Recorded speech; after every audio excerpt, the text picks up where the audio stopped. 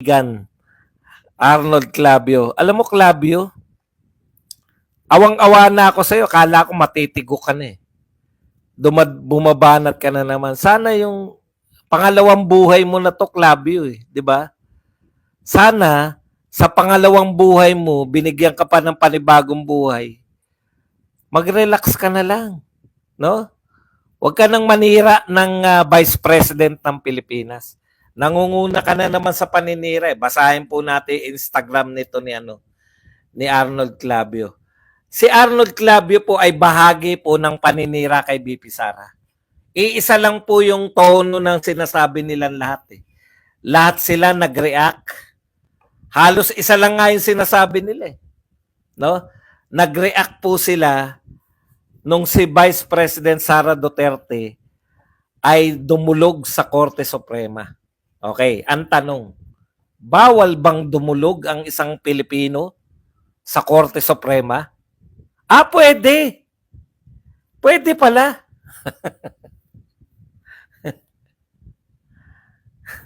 Bakit po kayo nagre-react? Ganito po ang sinasabi nila, no? In general, ang sinasabi nila, kala ko ba mas masakit? Kala ko ba mas masakit yung iwan ng boyfriend kaysa ma-impeach? Bakit ka tumakbo? Bakit ka natatakot sa impeachment?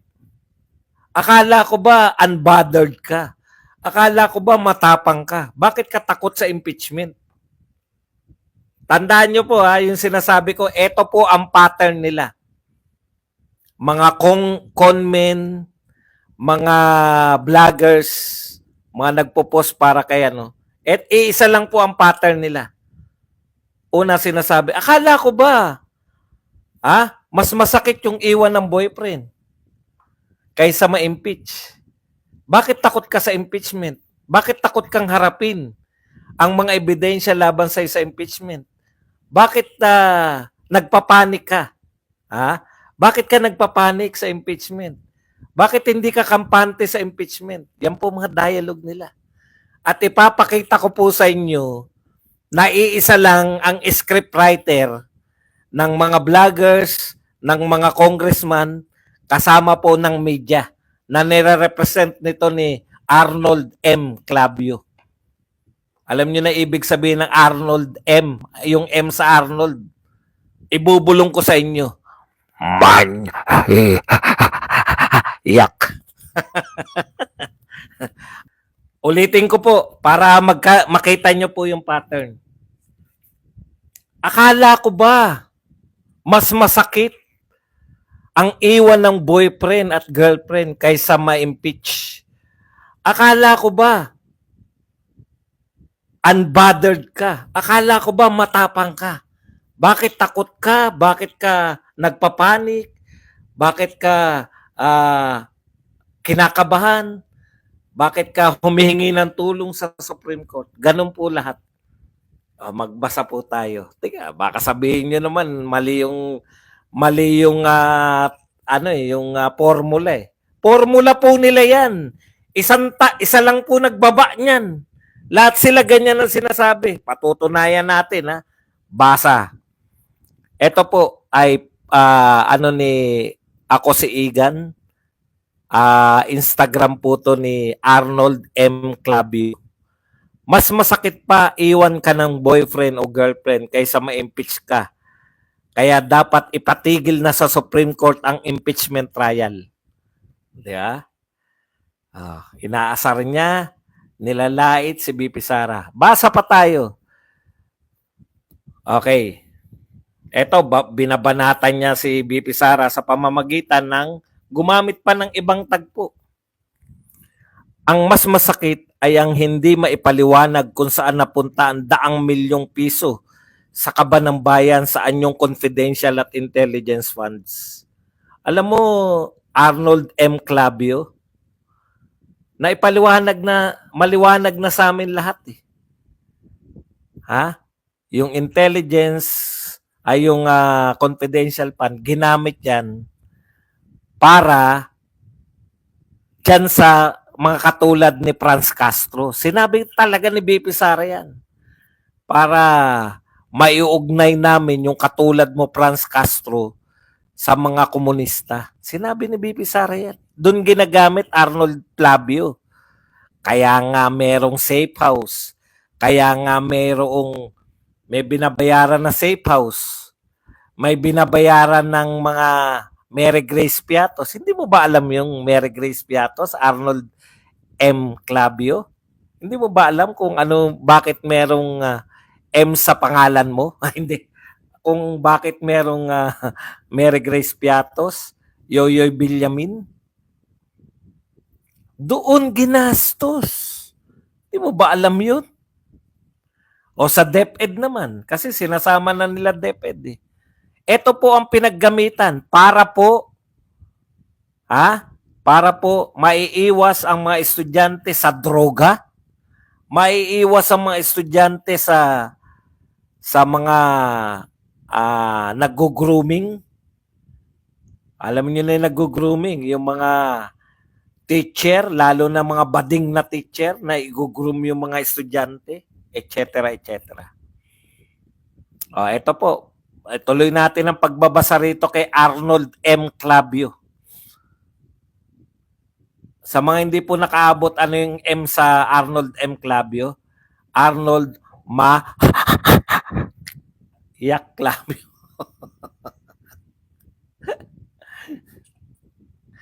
Ang masakit pa, todo tanggi ang gumastos na may paliwanag to. Hindi mo rin alam kung bakit hindi ipapaliwanag, Arnold M. Clavio? Ipapaliwanag ko pa rin sa iyo. Kasi, alam mo, Arnold Clavio, vlogger lang kami. Kayo, journalist. Ang dami yung budget. Hindi mo pala alam. Ako na magpapaliwanag sa iyo. Kawawa ka naman. Kaya hindi pinapaliwanag kung paano ginagastos yung confidential dahil confidential. May batas laban sa confidential. Naintindihan mo? Okay. Pero mas masakit pa ang public school principal sa Birac, Catanduanes na hinatulang mabilanggo ng 11 taon dahil sa paglustay ng pondo ng gobyerno nagkakahalaga ng 5,000 pesos. Tama yun. Masakit po yun. 5,000 pesos lang. Mabibilanggo ng 11 years. Unfair po yan. Samantalang, mamaya na yung samantalang, si Ma'am Principal pumayag na dumaan sa proseso para mapatunayan na wala siyang pagkakasala. Si BP Sara na mas malaki ang pera na sangkot, nais pigilan ng kanyang abogado ang proseso. Hindi po. Hindi po nais ni BP Sara ng abogado. Si BP Sara mismo ang nais niyang mapatigil. Ilagay mo sa kokote mo, Arnold M. Clavio. Si BP Sara yung gustong magpatigil. Abogado niya lang yun eh. Mamaya sasagutin kita kung bakit may M sa pangalan mo. Maraming kaso nasasaad na bilang co-equal branch ng pamahalaan ay hindi mangingialam ang Korte Suprema sa trabaho ng Senado. Correct. Tulad na lang ng petisyon na ipatigil ang investigasyon sa anomalya sa Parmalee at Department PhilHealth. Hindi Research na research ka, Clavio May problema pa rin ang judicial system sa bansa. Walang dagdag, walang bawas. Ang gusto ni Arnold Clavio, wag lumapit si BP Sara sa Supreme Court. Ang gusto ni Arnold Clavio,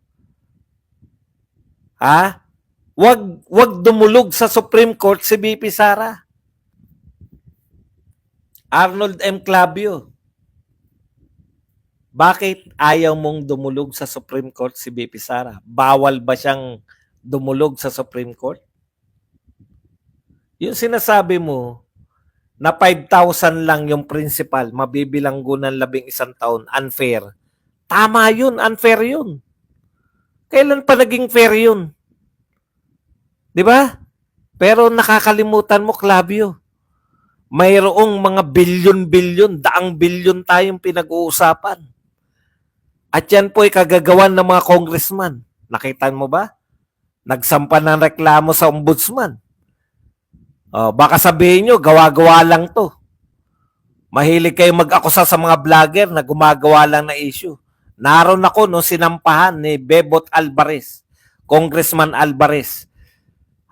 Ang paborito mong speaker, Arnold Clavio, ang paborito mong speaker, naroon ako nung sinampahan ng kasong kriminal sa ombudsman dahil daang bilyon.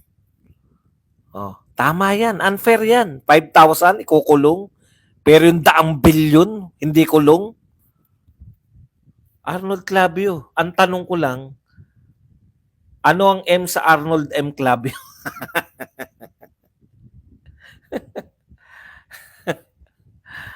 Basa tayo ng iba, yung mga conmen naman, congressman naman. Ito po, si Bungalon. Pakinggan nyo po, narinig nyo po yung paano yung sinabi ni ni Clavio. Ito naman po si Bungalon, sikat na sikat to dahil batang-bata pa, sangkatutak na ang Rolex.